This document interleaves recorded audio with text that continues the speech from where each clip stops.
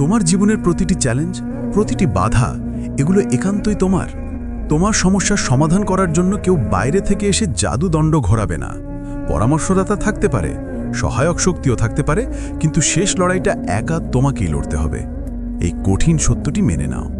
আর মনে রেখো, তোমার জীবন অনেক মূল্যবান। এটি এতই সংক্ষিপ্ত যে তা হতাশা বা দুশ্চিন্তায় নষ্ট করার কোনো অধিকার তোমার নেই। এখনো সময় ফুরিয়ে যায়নি, না, সময় এখনো আছে।